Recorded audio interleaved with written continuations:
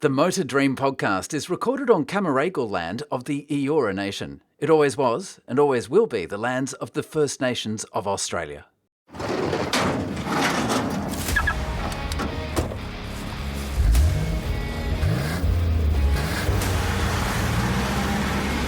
This is the Motor Dream podcast. Hello and welcome to episode 51 of the Motor Dream podcast. I'm Connor McNally and thank you for joining me once again on the show where we can dream just a little about what our dream garage would be if money was no issue. Australian motor racing is in a very fortunate position right now. We are witnessing a real explosion of talent across many categories, and that means the sport is in exceptionally good hands moving forward. And that explosion of talent extends to the participation of women within the sport, and this is nothing but positive. My guest on this episode is part of this next generation of talent, striving to not only excel on the track, but also to serve as a role model for women aspiring to enter an industry that until recently has offered few opportunities. More about my guest in a moment, but first, here's a quick reminder of what this show is all about, especially for our new listeners. I tell my guests that one day they wake up to discover that they've received a text telling them to check their bank balance. They then open up their bank app and they suddenly discover that they're instant billionaires.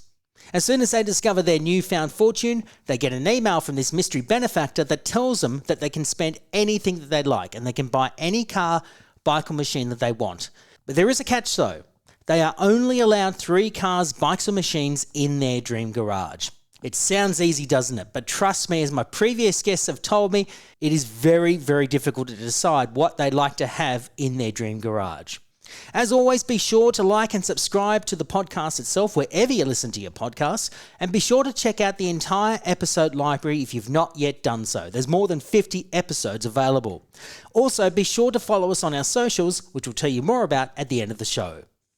The surge in female engagement in motorsport over the last decade is no accident.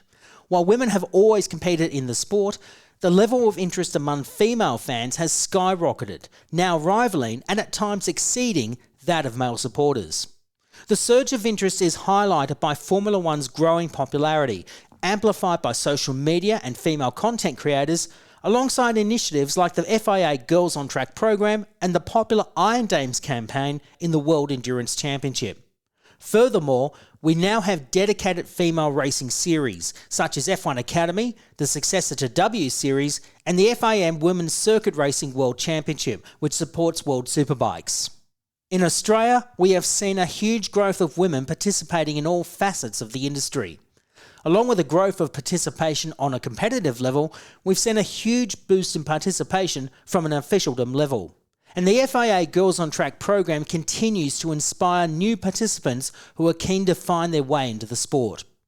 But there's still a level of stigmatism towards female participation in the sport, especially from a mechanical and pit crew perspective. Whilst there's certainly plenty of talented women who are very mechanically minded, the opportunities to work with high-level teams in the top echelons of the sport remain somewhat closed off. Enter Imogen Radburn, who has fast become one of the most dedicated and determined female racers in Australia. Enter Imogen Radburn, who has fast become one of the most dedicated and determined female racers in Australia.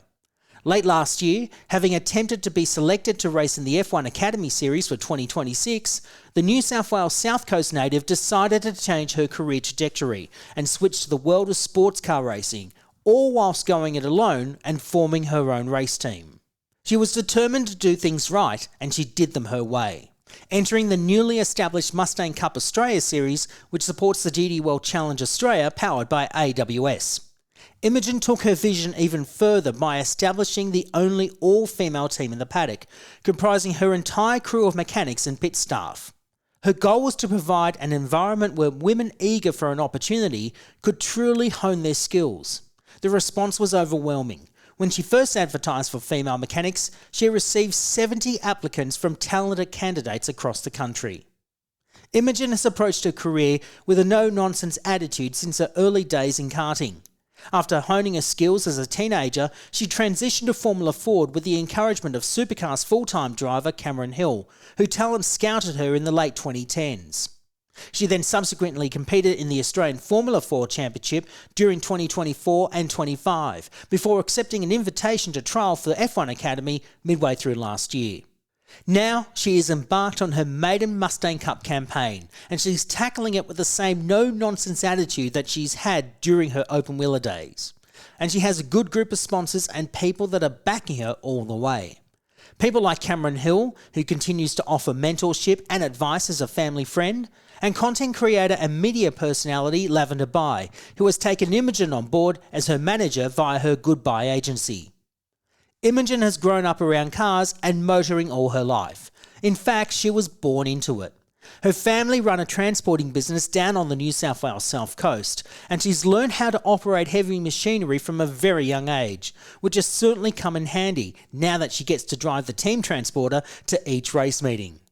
And her dream garage is quite interesting, featuring a mix of European exotics and classic Australian muscle car history. So without further ado, I hope you enjoy my chat with Imogen Radburn.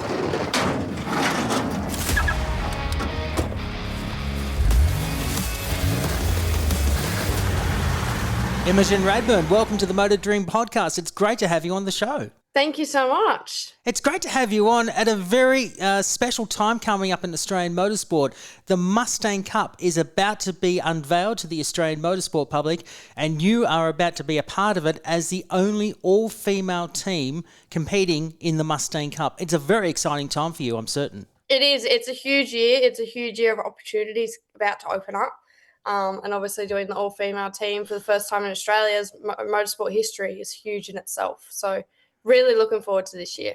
It's a great time for you because you've come out of racing open wheelers for the last couple of years. You've been prior to that, you raced in karts, but we really noticed you rising through the ranks in Formula Ford racing for Cameron Hill, and then you raced in Australian Formula 4. But now Mustang Cup is something that it's a big change for you in terms of your career. You've moved out of open wheelers off the back of testing in the F1 Academy. Why the change to Mustang Cup? Why the challenge of doing something completely different to what you've done before? I guess with the whole open wheeler experience starting from Formula Ford, I always got told off Cameron Hill, which was the team I was a part of. He always said, if you can drive one of these fast, you can drive anything. And that always sort of stuck in my head of, let's just follow the formula route. And I guess F1 Academy happened, right? Like that's only happened in the past 3 years. So Cam sat me down and said, look, this is your 5-year plan. Let's set it out. And it was always supercars. It was always Porsche or going to supercars or racing in America. And it was never F1, like ever. But we saw a huge gap in sort of the market of motorsport with the whole female side when F1 Academy happened, that these girls were getting huge attractions to race in this category. So Cam and I sat down and he said, look, this is not what you want to do, right? Like you don't want to go and race for F1 teams. But he said, if you can get as far as you can in formula cars, you will always be a better driver, no matter what. Like the formula cars is the hardest cars as well. So I sort of took that advice and I said to mum and dad, all right, like let's see how this goes. And then we did a bit of testing in AU4 or F4 in Australia. Went very well. First race weekend, we were third. So that was a huge thing for me because Formula Ford, I'd always sort of ran mid-pack and I just couldn't understand why I couldn't get the most out of myself in the car. But now looking back, it was because I was so scared of the car because it was so loose. I've still got the car with me at the moment. We haven't gotten rid of it, which says a lot. But you've got some sentimental value with the car, I take it. Yeah. I think, like, looking back at it now, if I could jump back into Formula Ford, which I easily could, I think I would be a totally different driver because I've done the whole Formula side. And in which we did the whole F1 Academy testing and stuff like that. And I just sort of said to mum and dad, we had a bit of a rough time over there mentally and just motorsport. It has its highs and lows, right? Some teams you'll get a bit screwed over. Some people you won't get along with or whatever. But we really saw what motorsport was like in Europe when we got to Europe. It's not like Australian motorsport. You don't just rock up with a team that you're always with, right? There's no sort of loyalty over there. It's like, oh, I've done a test day with this team, and now I've gone to this team the next day and this team. And I was like, what do you mean you've just done like 10 test days with 6 different teams? Like that is not normal. And they were like over there, no, this is normal. This is why you don't get to take home data. This is why you don't get to see footage before you come. So coming from Australia and always being in a part of one team, I was like, this doesn't make sense. Like, why am I not allowed to see footage or data or take notes until I really got to Europe and saw what it was like, right? And when we sort of got home, I was like, Mum and Dad were like, hey, what do you want to do? Like, do you really want to go back to Europe and chase it after I was told I was too old at the age of 19? But anyway, and I said, no, my heart's not there. I'm not going to get treated like that again. I'm not going to get told that I was too old at the age of 19 when I wasn't. So I said, no, I want to go and do a change. I said, I want to go back to my 5-year plan that I always wanted to chase. And that was back to supercars. Or a GT racing as such. I'd never driven a car with a roof over my head, so I didn't know how I was going to go with that mentally. I didn't know what my confidence would be like. I didn't know if it was going to be like more like a Formula Ford where the rear moves around a bit more. And I was talking to James from Driving Solutions, who I work for a lot, and he said, look, I'm looking at bringing Mustang Cup to Australia. It's happening. What are your thoughts on this? And I was like, well, I see that a lot more viable for me as a driver than going to Super 2, because that was ultimately our decision. Well, do you want to do Super 2 and you're going to probably not run at the front because you've done no testing and you've never driven a race car that's a tin top? Or do you want to do a year or two in Mustang Cup and then make the switch up and you'll be at the front? And I was like, that for me as a career and keeping my name the way it is, that's what I want to do. And that's always what Cam said. If you're not 110% ready, do not do it. And that's forever, again, stuck with me. So we sort of looked at Mustang Cup and we spoke to James and Liam, that's our category manager, and everything just aligned. Like, I started in Formula Ford. It just comes back to the badge, right? I started with Formula Ford. I've done so much work with Ford through James. To now look at Mustang Cup, I was like, this is a no-brainer. So we decided, you know what, let's go do Mustang Cup. And then next thing you know, cars are delivered. We picked up our race car, went to get wrapped, and we tested last Monday for the first time.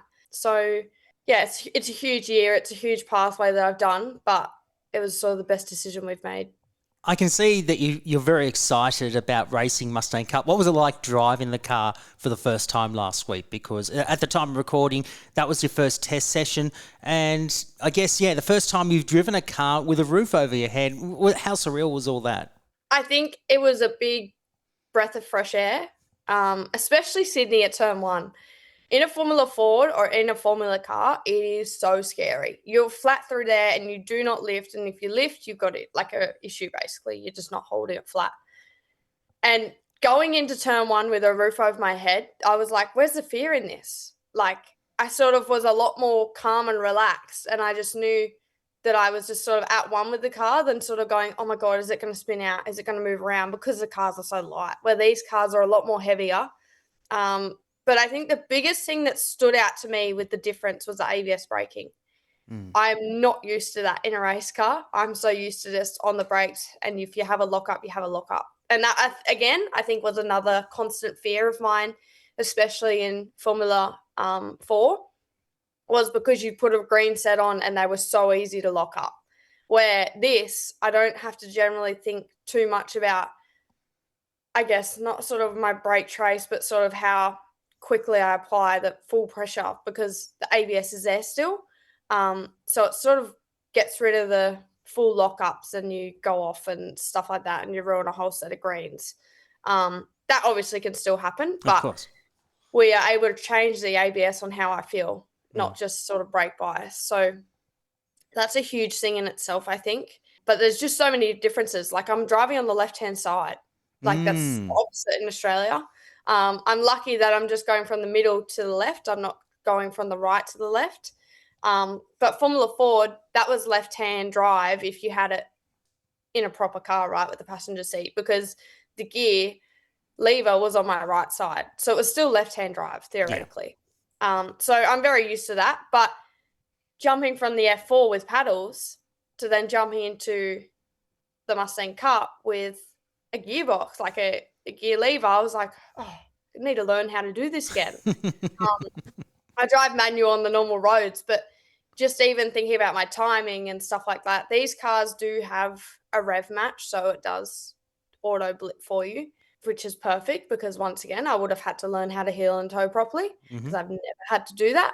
You've never had to do, hang on, you've never had to do heel and toe up until now? No, never. And even now I don't have to do it because it's got the auto blip. I don't have to put my foot on the accelerator still. Oh my God. So Formula Ford kids do heel toe. And Cam always said to us, why are we going to heel and toe when it's quicker to just learn how to drive a gearbox that's a dog box? So you've got to really work out your timings, but then you learn more mechanically. So that's how I did it. You just had to throw it in and hope that the gear went in right and you had to time it right. And I knew that from driving semis and stuff around Dad's workshop and stuff like that. So I was used to, we never use a clutch in a truck either unless you're taking off. You've got to time it properly. So it was the exact same for me, but for other kids, they would heel and toe. And we always found off data it was quicker to not heel and toe. So Cam said, do the heel and toe. I find that fascinating that you don't really have to use heel and toe, particularly for these type of cars. Yes, I know they've got auto blip and everything, but I find it fascinating more so for you that you really not needed to learn how to do heel and toe because you've had to learn how to make sure you put the gearbox into the right gear properly and everything else. It's fascinating to learn all that you've never had to really contemplate doing heel and toe. Plus, you've had to factor in learning to drive left-hand drive, changing with your right hand, and all these things around you, and plus having all this periphery inside the car. I mean, it must be like an overwhelming of sensations visually and audibly and everything else around you. But you must be embracing it all at the same time. 100%. And I think you touched on it there about my surroundings. I'm not used to a massive car, right? I'm used to something that's little and nimble and I can see the edge of my car. This thing, I don't even know where I am on the curb because I can't see the other side. So I looked back at photos from Monday night and I was like, wow, I was only just touching the curb and I thought I was up on the proper sausage curb. But I've just got to train myself to understand where the car is on the track and not just sort of go, oh, we're there, we're close enough. And that's the other thing. I can now smash curbs in this car. The other cars I couldn't. So that's the other thing. I've got to get used to getting up on the curbs and just going around them sort of thing. It's a very aggressive attitude to take in driving these cars compared to what you've done previously. Is that something that you're going to adapt as you're learning the limits of the car throughout the season? Because you're going to be driving at some very different racetracks, tracks that you've driven at before, but tracks that will be very different to what you've driven in previously. Yeah, I mean, Phillip Island starting the year off there, that's a big challenge in itself. You've got the first sector that's a bit hectic. But yeah, it's just something that I'm going to have to adapt to pretty quick, right?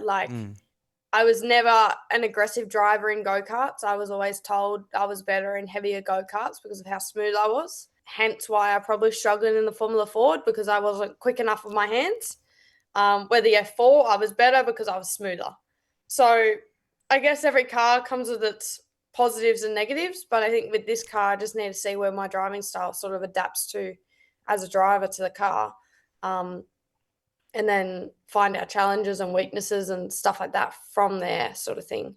But I think Phillip Island for round one is going to be interesting. It's going to be fascinating. It's part of a 6-round series. So at the time of recording, of course, the opening round will be at the end of March at Phillip Island, the opening round of the Shannon Speed Series. And then on the 8th to 10th of May, it'll be at the Ben Motorsport Park. Then in mid-June, it will be at Queensland Raceway.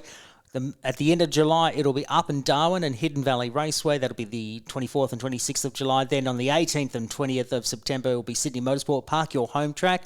And then it'll be at the end of October, the final round at Sandown Raceway, with the winner getting a test drive with 888 Race Engineering, course Red Bull Ampol Racing. How cool would that be to win the Mustang Cup and get that test drive for 888? I think it'd be really cool. I think you'd learn a lot. Obviously on the test day, but also sort of see once again where your strengths and weaknesses are and how different the cars are. Like at the end of the day, we're sort of driving GT4 sort of road cars sort of thing, rather than your real muscle car supercars. They still look like it, but there's all these little things like ABS and stuff like that the supercars don't have. So I think it would be on that day I'd especially have to go back to what I knew of Formula Ford, because that's what sort of correlates. And I think that's the biggest thing, right? When kids are jumping from go-karts to 86s, they don't get that pathway through Formula Ford that we all have had of the whole situation of a Formula Ford. You can't just bash doors and hope that you're going to have a good outcome, because in Formula Cars you don't. So I think for that test day, if we won it, it would be like sort of tapping back into my Formula Ford days and sort of understanding it, because at the end of the day, all the supercar drivers say that have done Formula Ford, that's where we learn all our key fundamentals. And hopefully that will come into effect if you do win the series, because there's going to be some very competitive drivers in there. Jack Perkins is going to have a real hot crack in winning the Mustang Cup. But I think he's going to be, I guess, a mentor in some respects, given his experience. But you've got other people like Keith Kasolke and Ross Forbes, Josh Trappett is in there. But you're in there as well, and you're doing it off your own back with your own team, an all-female team, which is completely new territory in Australian motorsport. I guess you could say you're the pioneer. Where did the idea of having an all-female team competing in Mustang Cup come from? I guess I'm so used to being the only female on a race weekend, right? So whenever I raced go-karts, it was just my sister and I. There was other girls racing and stuff like that, but they generally weren't versing us. So we were always the only girls on the grid for our classes, and that's just the way it was. We never had an issue with it. We just knew that was just what the sport's like, right? We don't have the numbers or the need to have an all-girls race for K100 or an all-girls race at AKC. Like, there's just sort of no need for that in motorsport. We're not versing one another and tackling one another like you are in football. So I think seeing that, and then obviously doing my stuff in Europe, I sort of saw a big gap in Australia. So we have Girls on Track, which I'm heavily a part of. But I always feel like after that day, girls are sort of lost on what to do. So I was like, well, I can sort of help that by running my own team. That, yes, it's going to be a huge challenge, but hopefully it will open up more doors. I've never been one that wants to just have an all-female race team or an all-female race, right? Like that was never my idea. It was just about getting more girls into the sport, because it's scientifically proven that girls stop being involved in sport at the age of 14 to 15. It's just the way it is. It's just the way that hormones are and where they are mentally, that they sort of lose confidence to be the only one out there, right? I guess I was the opposite. When I got to that age, well, I was like, I got heavily bullied at school for it. And I was like, well, you can keep making fun of me. In 10 years' time, you'll go, oh, wow, we probably shouldn't have said all that. Or we probably shouldn't have said that to her. Which now, a lot of those kids are the first ones to like my Instagram story or go, oh, look, you're doing a really great job. I'm like, thanks. Could have helped if you supported me 5 years ago. And I think when I obviously went all through that with myself at school, and I was the only girl in sort of the guy group, friend group, and a lot of other girls didn't like that. I sort of was like, well, for me, if I can make that gap a bit smaller and for girls to have more of a pathway after doing opportunities like Girls on Track and stuff like that, and them have a foot in the door rather than sitting on the sidelines going, oh, I wish I could be a part of that, or I don't know how to do it, or I'm too scared to go into an all basically male team, because supercars, that's what you have down the lane. It's just the way it is. Yeah, there's a few girls in teams, but there's not a predominant girls team in supercars or Super 2 or whatever. And let's be real, a lot of it is your media stuff. Like, we have a few girl mechanics and engineers and team managers, but like a lot of them aren't, which is good and bad. Like, I see it as a huge gap in the market of, if I could make that sort of easier for girls to go, yeah, I got to do a whole weekend of work experience with Radburn Racing Team, and your teams like 888 and Walkinshaw and stuff look at that and go, yeah, you know what, that's a genuine race team, we'll put you on. And it not be seen as, oh, they're just grassroots races. That's sort of my job done. And I think that's where the whole we had 53 applications from just Girls on Track. That's now gone to about 70 through my Instagram. So I think that's 70 girls that are wanting to give it a go but may have never had the opportunity to. So I guess that's where sort of the whole team situation started. Obviously, we're doing our Fun Academy. I saw that there was a lot of need for it and we didn't have something like it in Australia. In Europe, they have Iron Dames, which is an awesome team that was up and running. So I think I sort of grabbed inspiration off that and was like, well, no one in Australia has done it ever before. Yeah, we've had a female supercar at Bathurst, but that's only ever been the drivers. Why didn't they think to have female engineers and mechanics on the same car at the same time? That could have been done back then still. I'm sure there would have been plenty of girls out there. Oh, I agree with that. Absolutely. But I guess you also got to include Betty, running Erebus Motorsport, but she's the only team owner in Supercars. And she's the one that I'd go and line up to meet at driver signings.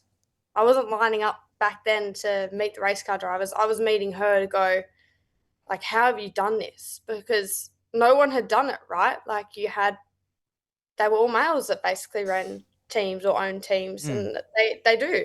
And I've always sort of grabbed inspiration off her, and we live somewhat close to one another. So that was also another thing of, like, if I needed someone to lean on, I guess I could reach out to her. But it's just, I think motorsport's a niche sport and industry to be a part of, but there's also huge ways for growth. There is a huge way of growth for women in motorsport, and you've taken on quite a few women that have applied through the Girls on Track program and, of course, through your Instagram posts, and they've already started to make an impact for you and the whole team, a whole team of women working in the Mustang Cup, which is a great concept to have. And are you excited for what's to come? Because obviously you're wanting to give these women an opportunity to work with you and work as part of a race team. What do you hope to come out of it? Do you hope that you'll get more women to get involved, to contact you, asking you for opportunities to be part of your team? I guess, yeah, I think I want more women involved in the sport, but I want them to stay in the sport. I don't want them to just come with us for a weekend and that sort of be it, because that means I haven't done my job to the full potential that I could have. If I can make 10 girls go, I really want to do this as a job, who do I contact for a job? Then I know for myself, I've gotten 10 more girls into motorsport that may have never thought they could even have a job or a career in motorsport. So I think if I can do that, then that's my pathway sort of kicked off to a really good start for the Mustang Cup series. And that extends also to your media management. You've got Lavender Baj, who's a very well-known content creator and has now gone into sports management, and she's been a huge supporter of you and what you're doing with Mustang Cup. How important is that to have someone as influential as Lavender to be behind you and give you the support that you need publicly and professionally? Yeah, Lav's been a huge asset, to the point, just simple things like I don't have brand contacts to massive companies, right? Like, why are they going to reach out? Like, why are they going to reply to my email compared to reply to hers? So I think that in itself was a huge moment. She also did a lot of journalism stuff. So getting our name out there, there's a huge area for that too, that she can help with. But also just being there when I need to chat to her about something, or if I'm struggling with budget or something like that she goes, yeah, it's fine, I'll reach out to this person too. Like, we're just really on and off each other in terms of finding ways to get this team going. She's really said to me, Im, this is perfect. We need to do this right. We need to do it the right way. Let's do it this way. And we sort of grew the idea from there. And she's been a huge supporter of mine for about 2 years now. So that in itself said a lot. And that, once again, all started from me just doing a podcast with the Momentum podcast and Mecca. So that grew my platform a lot. I got a lot of insight from that. That's where all the European teams sort of saw me. So that in itself was huge. So it was a no-brainer to partner up with Lav, and it's going really well at the moment. And honestly, I think this year is going to be huge for the both of us. So it's really cool to have Lav on board. In terms of brand engagement, how are you looking in terms of getting sponsors? Has there been quite a bit of interest to support you for the Mustang Cup? I think yes, but obviously budgets aren't like how they used to be. Neither is sponsorship.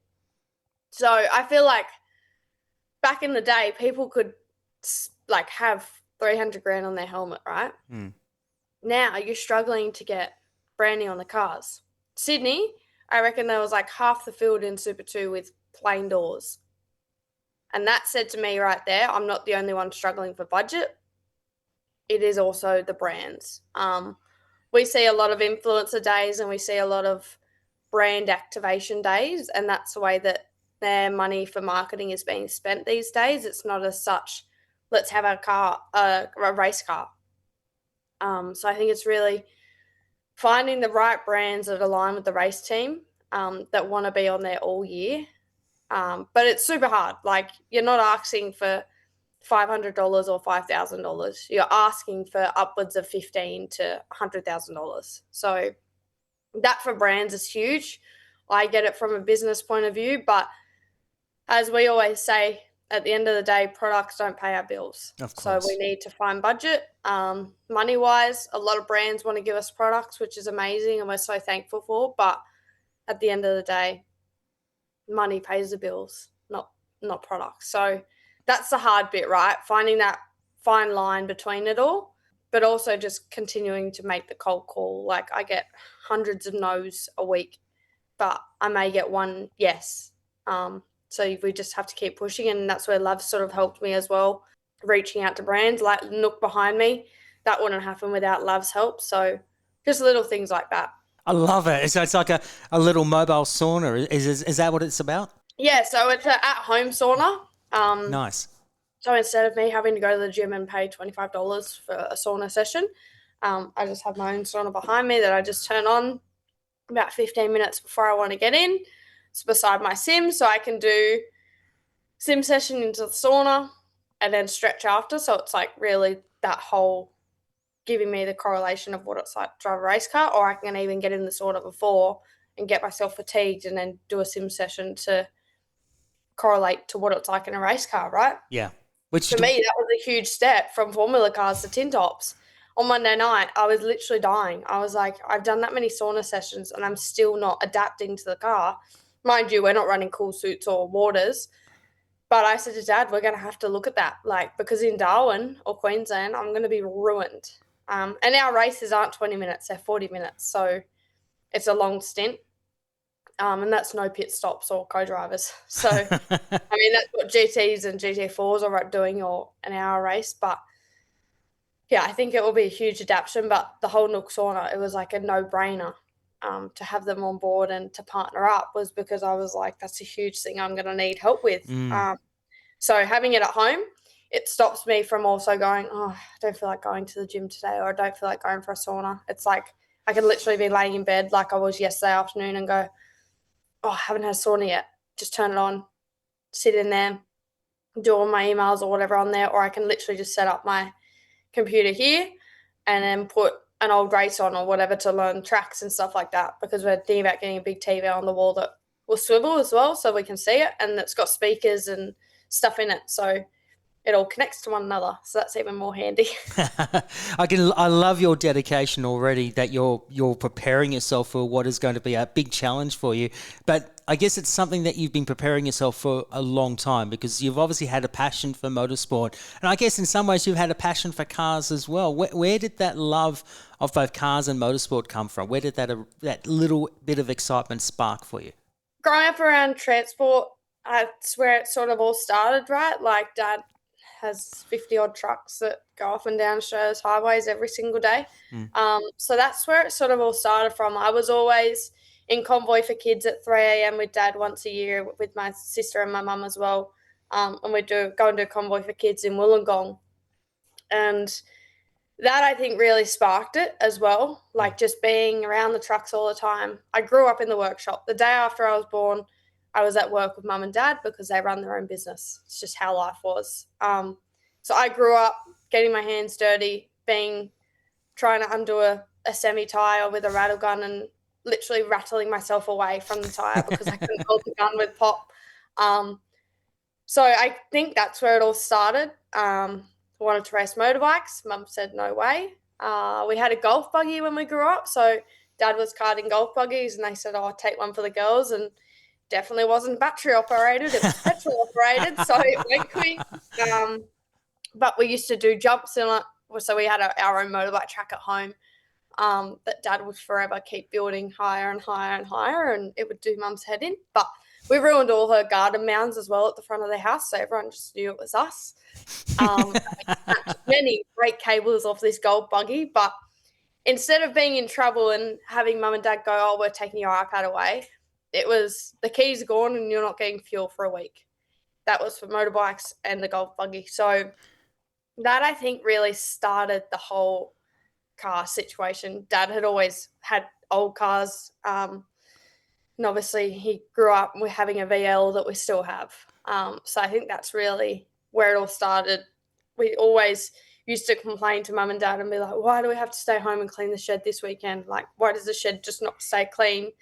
And now I look at it and go, they were sort of some of the best days. Like, we learned how to drive bobcats and all the semis and stuff around home. At the age of 11, I was driving around a semi on my own, tipping dirt for Dad when we redid some of the workshops. So those are sort of the moments that really sparked my enthusiasm, I guess, for the automotive industry and transport industry. And then we did hire go-karts for Dad's 40th. So that was about 6 years ago now. And we did all right at it. So then I was like, "Oh, is this a sport?" And they're like, "Yeah, obviously you know Supercars." And I was like, "Yeah, but they just drive a supercar, don't they?" And they're like, no, this is where they start. And at the time I was 12, and then Mum said yes about 3 to 4 years later. So it took a very, very long time, and I probably could have been 4 years ahead right now. Yeah. But she decided no.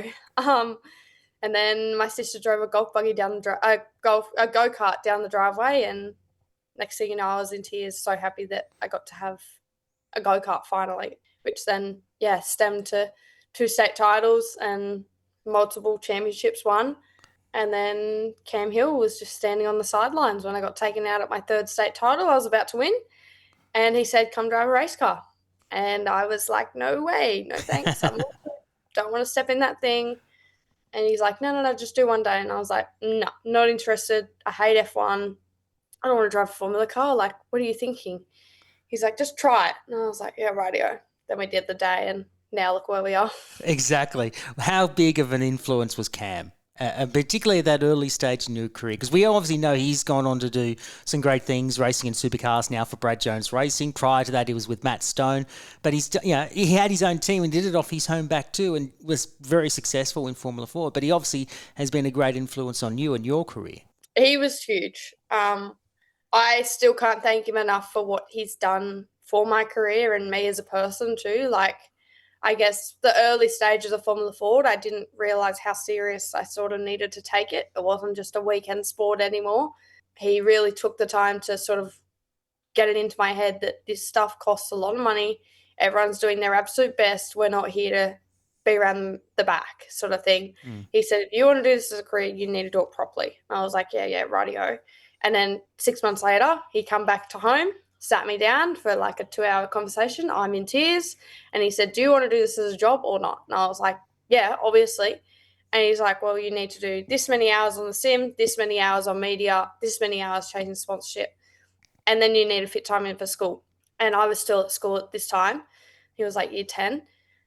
And I was like, yeah, okay, like, we need to do it properly. And to this day, there's so many key parts that Cam's taught me about motorsport that have still stuck with me, down to that whole 110% ready. If you're not 110% ready, don't do something. And always think about how your name's going to be put out. If you just say, for instance, you got a free drive in Utes or Aussie cars or whatever, and you've never tested the car and it's going to ruin your name, do not do it. A free drive's not always a good drive. So that's another thing that Cam also taught me, not to rush everything, but to actually enjoy the moments.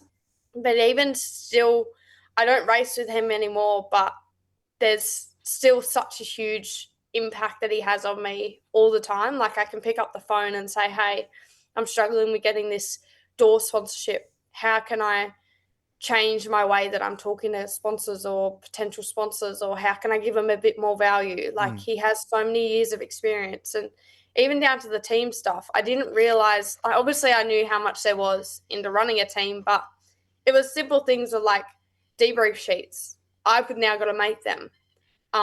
It's not as much given to you. So even speaking to Cam and that stuff will be a huge asset because he's done it. He knows what I'm about to go through. He knows what sort of is involved in it.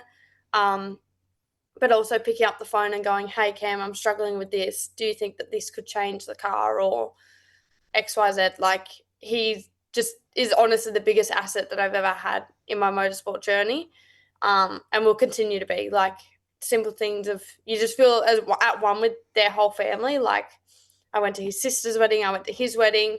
He's now got a little boy called Miles. Like, it's just those big things that I've seen happen to Cam over the time. He's sort of seen happen to me in a different way. Like, he spoke to me all the time when I was in Europe. Like, he was like, make sure you texted me, like, to tell me how you're going. And he called me like a week later and was like, why haven't you called me? Like, and I was like, oh, sorry, I've been busy. And he's like, I don't care. We just need to have 5-minute conversations if you're too busy. Like, he was just always checking in and making sure that I wasn't getting screwed over or something wasn't happening the way it needed to happen. But he's always sort of protected me in that way too, of saying, yeah, go with this team, or I might be a bit wary of doing that, or maybe don't do it this way, Im, let's do it this way. So he's a huge asset.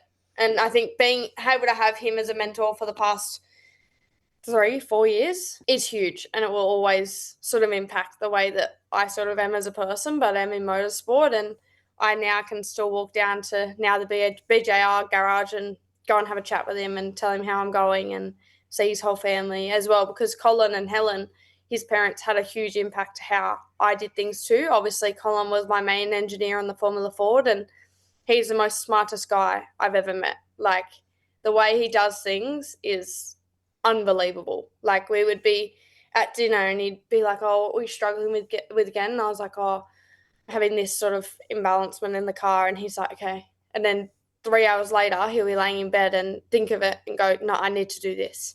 Like, there was just sort of never a switch off with Colin, and he's been a huge asset already into doing the whole Mustang thing, because I was like, hey, I'm struggling with this, or how do I do a seat pull? Like, I've always done a seat pull with teams, but I'd never done one on my own. So he was like, just make sure you've got this, make sure you do that. I obviously knew how to do it, but I didn't know sort of how to do it properly, if that makes sense, without them exploding or something like that.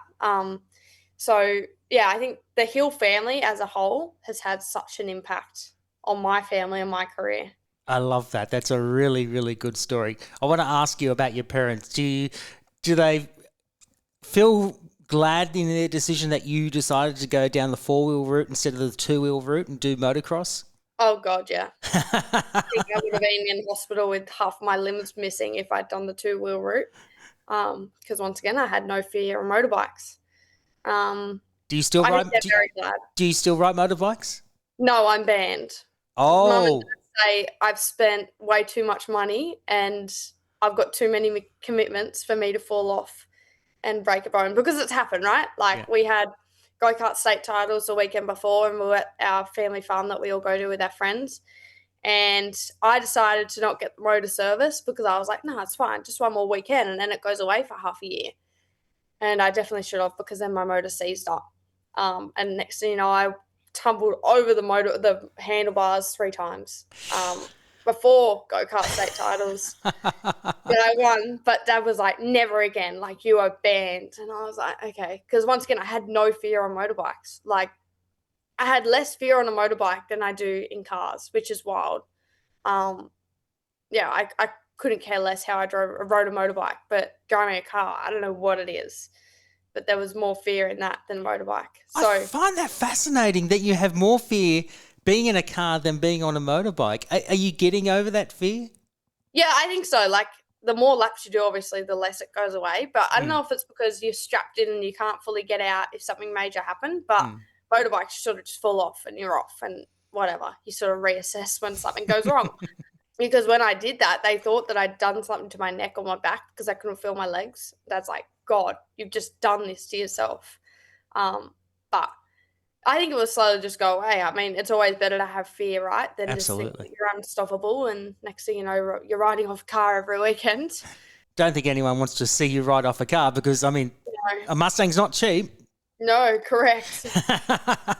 What do you hope for from your career after Mustang Cup? Obviously, you want to see this as a stepping stone to potentially supercars, but do you also see yourself maybe looking at the bigger picture, looking at some GT racing in Europe? Is that something you'd like to do? I'd love to do GT racing in America. Interesting. I think America, for a person that doesn't have endless budget, is a lot more smarter to go down the route of that. I've seen how the European motorsport world evolves, and it's who's got the most money and what sort of family backing do you have. They don't really look at sponsors like we do in here in Australia. They don't really see it as a positive thing, I don't think. Because when I said, oh, yeah, sponsors have helped me to get this part, they're like, well, why haven't your family paid? I'm like, sorry, we don't own a massive company in Australia that is a multi-billionaire company, which is what they're used to over there. So I think America, for me, has a lot more opportunities available. There's a lot more GT racing there too, or even the Asia series, like the Asian GT series. There's so much happening at such a less cost. You see that with Carrera Cup and stuff like that too. But I think for me, as my next 5 to 10 year plan, I just want to keep being able to race the way I am, and not sort of seeing, I guess a lot of people go in too deep and then something major happens and they can't get themselves out, where I think if I can keep going the way that I am and stay within myself and budget allowances, then that's the right way to do it. And another thing that Cam always said to me was, remember what you're driving, because if you're driving a GT3 car, you've got to be willing to know that you would have to do a front and rear bar at every race weekend.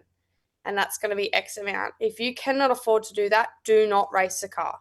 And I think that was one thing that's always stuck with me for the next 5 to 10 years. I need to keep that in my head of, okay, I can afford to do that every weekend because I've now got a bigger budget. Yep, I can go and race that. Instead of going, yeah, it'll be right, nothing will happen to me, and then someone else taking you out, right? Like, it's not like a normal road car where if someone rear ends you, well, sorry, you're up for that. There's no such thing as that in motorsport. Whatever you damage on your car, you pay for. It's not up to the other drivers. It's all back to you in the end. It's that responsibility. No matter who crashes into you. Like, I had a major crash last year that was not my fault, and we're now paying the price. Like, it's just, that's the sucky thing I think about motorsport. Even if you got insurance on the cars, it still doesn't stand. So I think overseas or chasing that supercar journey, I think I just want to keep being able to race cars as a career and not have to go, oh, what's my 9 to 5 job going to be? Like, that's sort of my thing. I guess you don't want to end up being in a 9 to 5 job. You want to be in motorsport where it is your job every day, but it's something that you enjoy every day of your life. I want to be going to people and going, no, I don't work a day at all because it doesn't feel like work. Like, my days with driving solutions, I never have them feel like I'm at work. And Dad will always be like, how was your day at work? I'm like, I showed up and I went to work, but it didn't feel like work. So it was just another day at the track. Like, I think that's the biggest thing in life. Like, I don't want to have to feel like I have that slog that everyone goes, oh, I've got to go to work on Monday. Like, for me, it's a bit different. It's like, oh, I can't wait to go to the track this week and do defensive or full drive or a track day. Like, they're the things that I love doing. But then again, I also work at schools being a support teacher and stuff like that. So I mix it up as well to make sure that if in 10, 15 years time when I have to go, oh, I'm going to retire or whatever, I've then still got a backup plan of being a primary school teacher like I've always wanted to do. So there's different parts of me that goes, oh, I could keep doing this. And then there's different parts of me that some days I'll go, oh, this is the roughest week I've ever had. Why am I doing this? But when I get back in a race car, I go back to a track, I go, oh, I remember why I do this. Like, it's what brings me the most joy.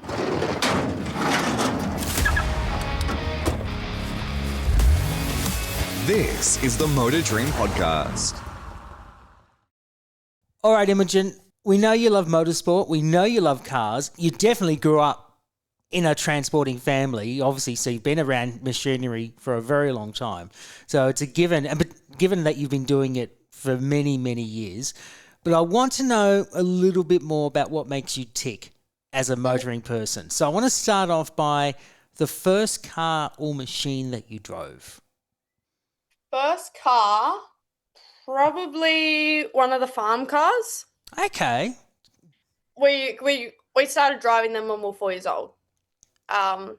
We had 3 paddock bashes, they were called. One was a old Holden Rodeo, one was a old Mitsubishi Triton that we could do key bangers in, so that was always the part. Key And bangers? we also had, where you turn off the motor and then it would crack. Okay. Cool. And then we also had Holden Commodore. I'm pretty sure that's what my sister learnt to drive in. But I think mine was one of the utes. So between the two of them with pillows behind us, I think they were the first ones. But then like I'd also driven a truck since I was little as well. So I drove one of the 950s as well. So that was pretty special. Which is the more enjoyable to drive, a truck or a car? A truck. And explain why. I think trucks are more harder, like they're obviously harder to drive. They're 18 speed. They don't just have 6 gears.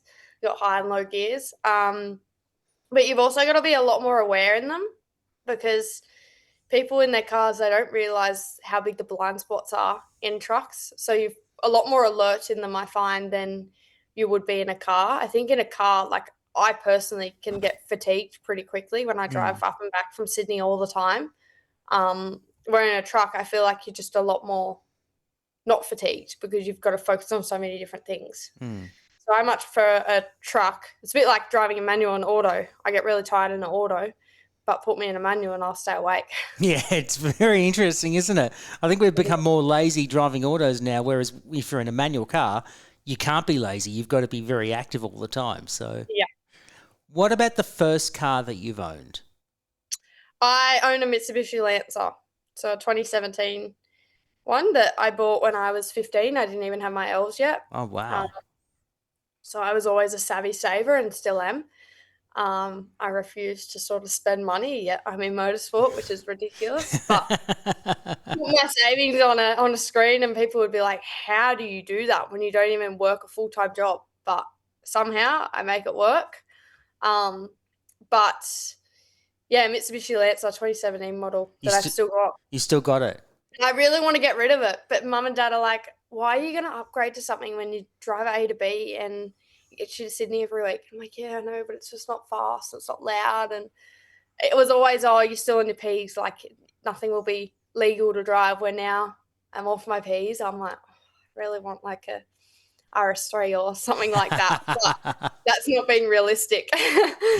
Are you allowed to drive, now that you're off your Ps, are you allowed to drive powerful cars now? Yeah, I mean, for work, for instance, I was never allowed to drive a Mustang on the road. So we do so much with Ford, and I couldn't even do the Mustang launches for the Dark Horse because I wasn't old enough and I was on my Ps, where now I can. So I'm sort of on the hunt for a Mustang. Any dealerships that want to sponsor a race car driver, and I'll wrap the car the same as my Mustang. But that's what I'm trying to sort out this year as well. Fantastic. Do you remember the first road trip? The first road trip that you can remember when you were young? Oh, that's a bit hard to say when you've grown up in transport, right? Yeah, exactly. I've been to every state, so in a truck. So I don't know. I guess we always did Melbourne to Sydney or Brisbane to Sydney with Dad. A big road trip we did as a family, like camping. We went to Uluru for 2.5 weeks. That's one that I think will forever stick in my memory. But I think when we were younger, we also went to Ballarat with my grandparents and all my cousins. And at the time, I think my sister was like 4, so I was maybe 6 or something. And that's always stuck in my head as well. But, I mean, when you grow up in transport, you're just used to driving, right? Exactly. Just a quick question. Does your sister still get involved in motorsport or is she out of that now? She's a bit of both, right? So she said, we sat her down and said, oh, do you want to do this as well? And she said, honestly, I'm not career driven like Emmy is, and I'm just going to waste all the money and just drive around sort of thing, right? She's a big social butterfly, So on a race weekend, you see her with all the little kids rather than going, do you need to change tyres or change your gearing ratio on the go-karts? Yeah. But she's still involved. She does a lot of my media, so she's very savvy like that. But she's also sort of like our team manager for the year too, which is really cool to have her a part of the team. And then mum's also like doing all the catering and looking after everyone on the weekend too to make sure everything's all good and paperwork and stuff like that. But there will be two guys that are a part of our team, and that's just the way it is, which is my dad and my partner. Of course, of course. Some people may go, oh, but it's an all-female team. But at the end of the day, if those two weren't there, the team wouldn't be a thing. Exactly. And it's good when you've got your partner alongside you. How important has that been to have your partner be involved in your career? He has been the biggest asset for the past nearly 2 years now. He'd grown up my childhood best friend, and then we finally got together and everyone's like, oh, it's about time. Yes. But he did, I think, 12 to 15 weeks in Europe with me last year. So his family also really supports what I do as well. I live with them and I live with him. So obviously taking up half of one of the back rooms with the sauna and race sim, like they really support what I do. But him as well, like, yeah, he come up last Monday night and didn't get home until 2 a.m. and went to work at 5 a.m. So there's a lot of support there within my whole two main families that everyone just sort of sticks together as a backbone and makes sure that I can keep chasing my dream and my career, because a lot of people would go, that's not even a real-time job. You're not getting paid, right? Like theoretically, I'm not getting paid, but having their support of, no, like keep going. Like don't just stop now is a huge thing, because I could have stopped 2 years ago and gone, oh, you know what, I'm just going to go to uni. It's not worth chasing. Where I think if I didn't have his support, I would be in a different situation, especially the whole Europe stuff. Like going to Europe on my own, I was so scared. And then because I knew mum and dad couldn't get out of work, then his family was like, no, Jackson's going to go with you. So I was like, oh, wow. So that was pretty cool. That's a really good backbone to have someone in your corner. I love that. You mentioned very early in our chat, the first time you changed a tyre was on a truck tyre with a little rattle gun, with a big rattle gun and everything. You did that at a very early age. So you've already established that. But how challenging is that to change a truck tyre with so many nuts on it and using a big rattle gun? I was 3 when I first did it. I didn't do it on my own because I kept rattling away with the gun. And I was standing there trying to get, and there's a photo of it and I'll try and find it. And I was standing there with the rattle gun, and then Pop literally had to grab me because I started it and I just rattled away from the truck, and we were like, oh, like I'm a bit light. So I was 3 when I did that. But Dad always taught us to be able to lift steer tyres and truck tyres and stuff because they are heavier, right? So we did a lot of CrossFit when we were younger. You still do CrossFit? Not overly. Now I just do gym stuff. I wish I could sort of get back into CrossFit, but you're talking to someone that does CrossFit. Yeah, I don't know. I guess it's something that I need to sort of look at as another form of training. Yeah. But we were always, when we were younger, like 4 or 5, we'd always lift over the truck tires and flip them back over, because if we were strong enough to do that, we could help Dad if something happened. So I guess that's where it all started. I love that. Changed my tire. What about music? What kind of music do you listen to when you go to a race meeting or when you drive into Sydney? Because you're from the South Coast, but what kind of music do you like to listen to? I'm a person that will skip every second song, and I'll just go through 10 different playlists in one day. I'm kind of like you at the same time. Yeah. It drives Jackson insane, and he says that's where the ADHD is coming out in you. But I don't know. I'm a bit of an everything person. Like, I love country music. I love a bit of rock as well, like your old school AC/DC stuff. But then I also like your DJ doof music too. So I think the three of them mixed together, my playlist, if someone listened to them, they'd be like, what is going on here? But I'm not one that can listen to like your chill coastal vibes. Like, no thanks, I fall asleep.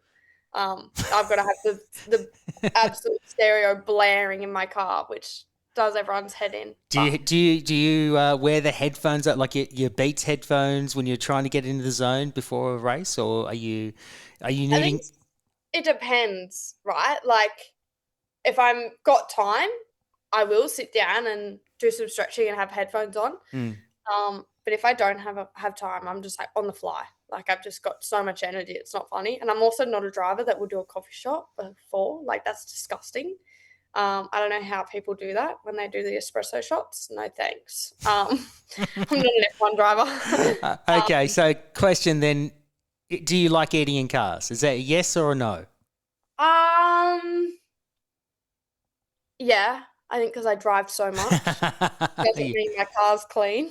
I think something that always stuck with me is if your car's a mess, your brain's a mess, which for me, my car's always a mess, so my brain's always a mess. Yep. The outside's generally always clean, but the inside, like, God, I have my whole wardrobe in my car. Always on the run. Does Jackson put up with it pretty well?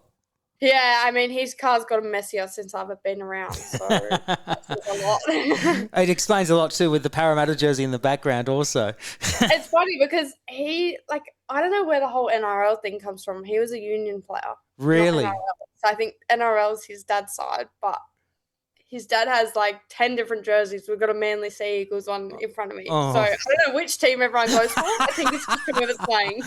Do you support it? Not really. Okay. I don't have the time to watch people tackle one another. Okay, fair enough. Fair enough. Well, if you know Maisie plays, I mean, she used to play rugby league, so Yeah. Yeah. she's That was always one thing I never sort of got into. that's fair enough. Did you get your license first go? Yes. I passed my ELS test in 8 minutes and they thought I'd failed because it was the quickest L-plater test anyone's ever done in Nowra. Really? So they said to me, "Oh, you okay?" And I'm like, "Yeah, I'm finished." And they're like, "Oh, did you like not pass? Like, how come you're already done?" I was like, "No, can you tell me if I passed or not?" And they're like, "You passed, but it's the quickest we've ever had." And I was like, "Oh, sweet. Give me my L plate. See ya." Like, I'm out of here. Nice. I like that. It's a really, 8 minutes. Wow. That's It was ridiculous. I'd literally trained my brain to go click, click, click. Like, the reactions was insane. Wow. All right. What about you obviously got your Lancer. So at the moment, that's probably the best car that you've owned. Have you had a car? Well, have your family had a car that they regret owning in their time? I don't think they've ever sort of regretted a car. Dad's always had some pretty cool cars. What's he had? He started with a VL that was my grandfather's that he still has now. Yep. So he put an LS in it recently. So it was just a V6 with a Walkinshaw body kit on it, but now it's got a bit more grunt to it.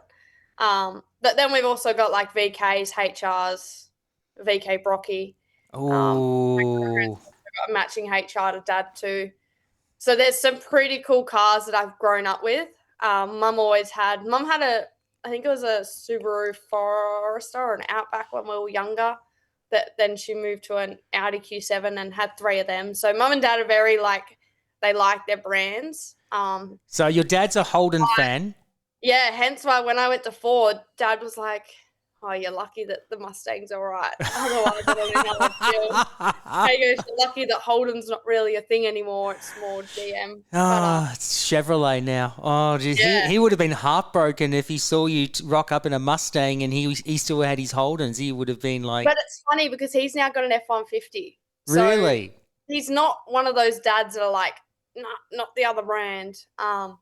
When he got an F-150 imported from the States, he's now supercharged it and lowered it, which everyone does the opposite, right? They make it higher. But I don't think they sort of regret a car. Mum's now got a Merc, which she loves. But I think that one will be garage soon. Oh, that's a very eclectic choice of cars. Wow. It is. It's my dad's a bargain hunter. So a lot of these cars are under 20 grand. I don't know how. Hence why Lloyd's Auction sponsored me, because Dad was buying all his cars from Lloyd.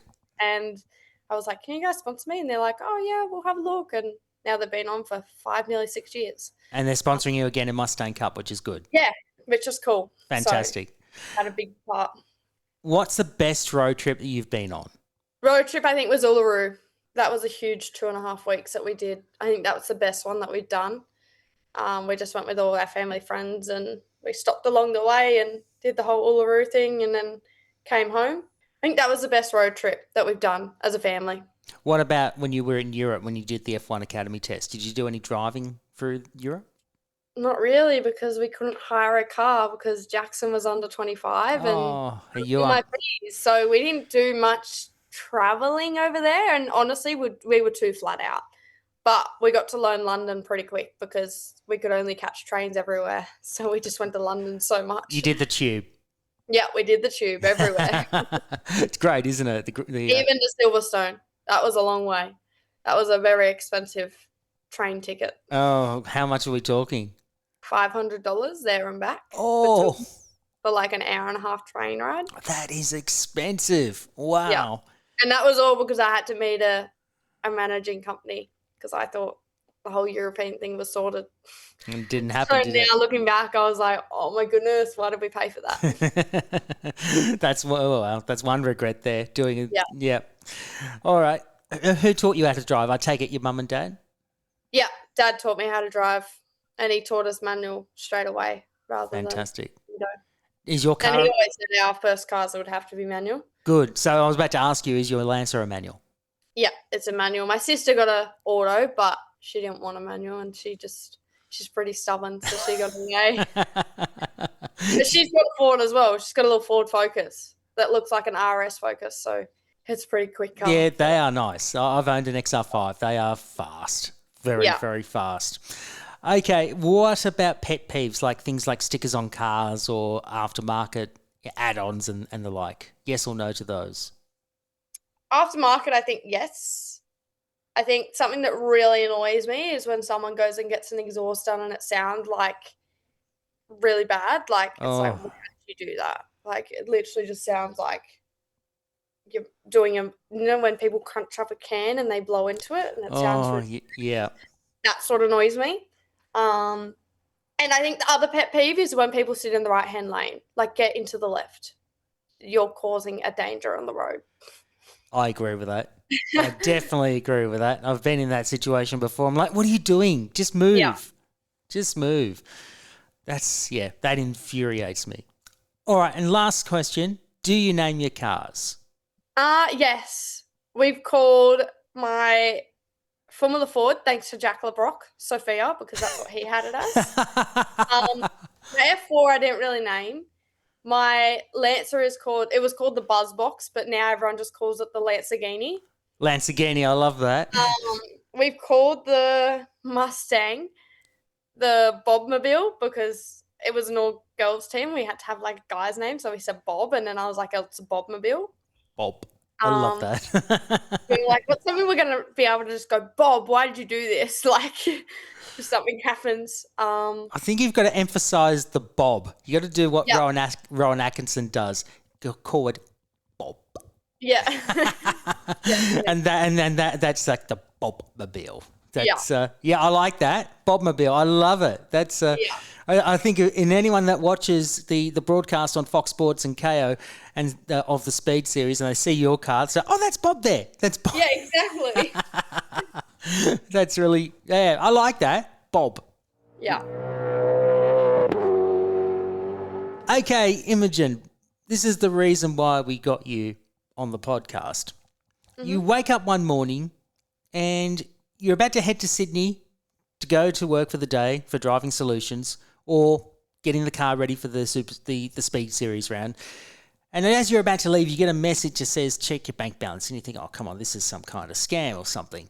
But you get a bit curious. You check your bank balance on your app and it says that you've become an instant billionaire. You've got this whole ton of money. You don't know how or why you've got it, but you have been an instant billionaire. But you then get a message from this mystery benefactor that says you can buy any car, bike or machine that you want, but you're only allowed 3 in your dream garage. So with that in mind, what is the first car, bike or machine you would like to have in your dream garage?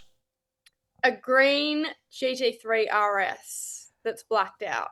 Why is the Porsche GT3 RS so popular? I've had a number of people... I don't know. I love them. I think ever since Cam was driving Carrera Cup. Of course. I've seen more and more and more of them around. I was like, oh, I love them. And then obviously at the track days, we have so many of them come. And like sitting in and being a passenger in them, they're like unreal. But I also like the Beamers, the M3s. Oh. The competitions. They're really good on the track too. Have you driven one as yet? No, but I've been a passenger in a lot of them. But I got to drive a Porsche GT3, not the RS, but a GT3, and that was the coolest day.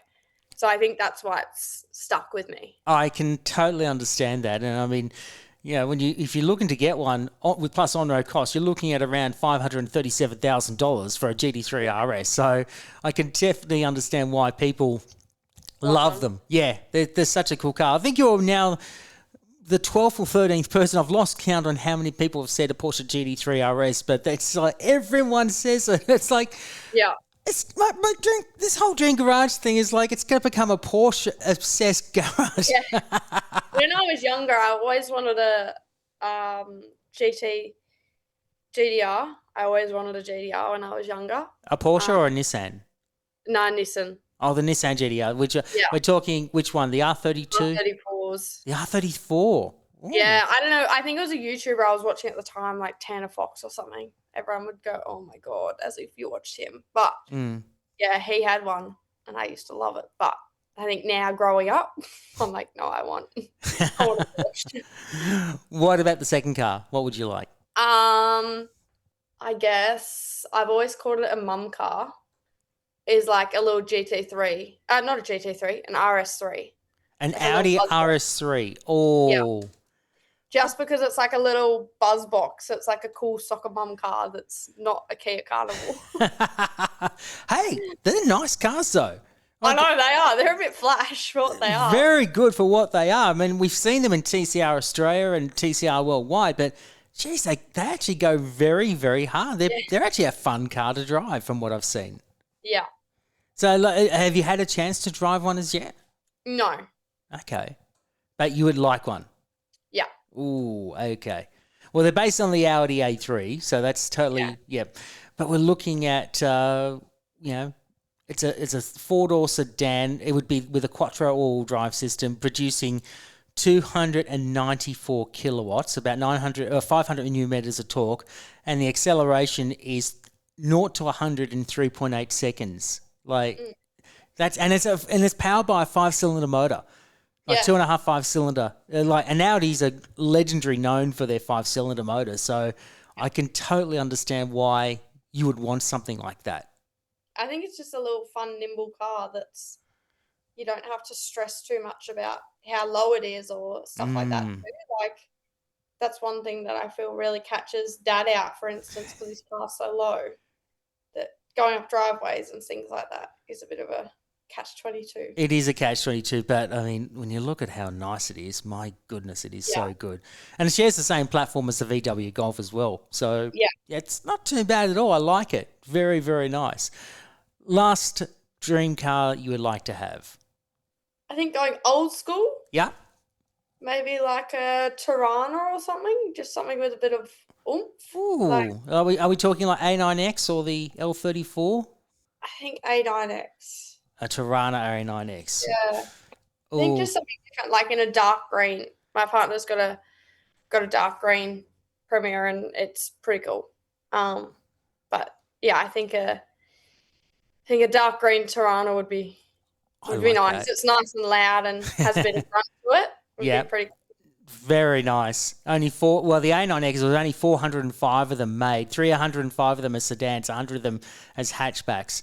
But yeah, when you look at the success of those cars on the track, obviously Brock winning Bathurst in 78, 79, I mean, they were quick cars. They were actually very nimble for what they were. And I can see why people still have a fondness for those cars to this very day. It's a very nice mix, and whenever you see them on the road, they really stand out. They do. They still stand out. Look, and they're almost 40 years old. It's crazy to think that they're almost 50 years old, and yet they still have a strong presence on the road to this day. Even for someone like yourself and someone like myself, I was just born after the Tiranas have been around, but they still stand out. I love it. And I think if you look at cars these days, like your i20s or i30s or your little classic first cars, those cars were those first cars. Exactly. They're still sort of trendy, and they still get people to look at them, where I think in 50 years' time, people won't look at our first cars and go, oh, they were cool. No one will say the same about that. Say again? I think not as they do now when it was back in the day. Absolutely. I agree with that. That's a good mix. The Porsche GT3 RS, which it's about the umpteenth time we've had that now on the pod. The Audi RS3, I do like that. I really do. It's actually one of my favourite Audis. That and the RS4 with the 4.2 litre V8. So Jackson likes an RS6. An RS6. Okay. Yeah, he likes a big wagon back on it. I like his thinking. Thinking. And the Holden Tirana A9X, that's old school, real old school. It'll please your dad, no question, because he loves his Holdens. Exactly. They're going to go, excuse me. Exactly. He'll take it away from you. Yeah. I love it. That's a great dream garage. I really think that's, very unique for you. And obviously the Porsche thing, yeah, okay. But the Audi and the Tirana, I do love that.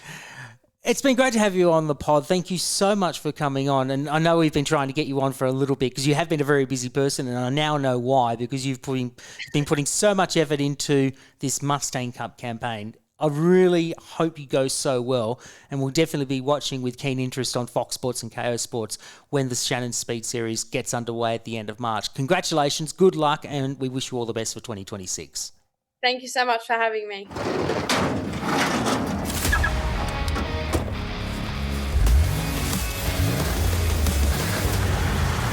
I'm starting to think that I might have to dedicate an episode solely on the Porsche GT3 RS. Out of the 51 episodes that have been released to date, it seems to be popping up in nearly every second episode. That being said, it has quickly become a modern classic, and I can see why people are absolutely in love with it. It is a work of art, no question. And the same for the Holden Tirana A9X. It's crazy to think that the A9X is almost 50 years old and was released at a time when the Tirana was nearing the end of its production life. But when you look at how it stands out, it still looks amazingly aggressive and beautiful at the same time. Plus, it's no surprise why it was so successful on the track back in its day.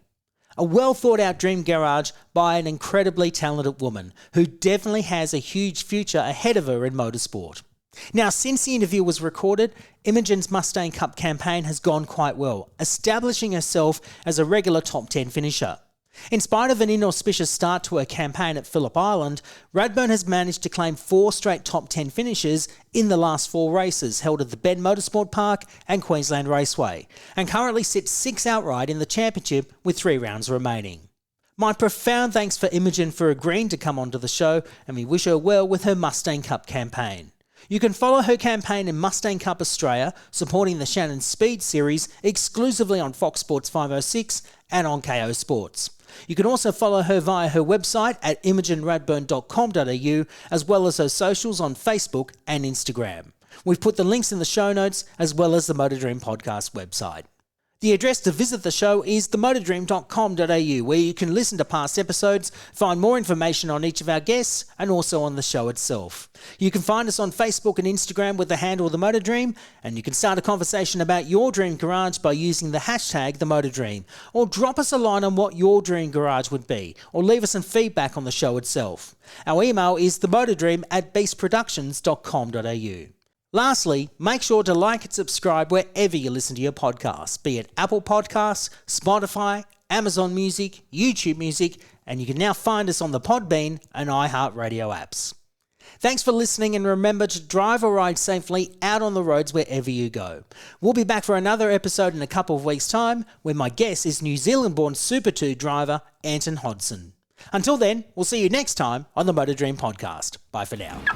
Thanks for listening to the Motor Dream Podcast. This series is proudly produced by Beast Productions.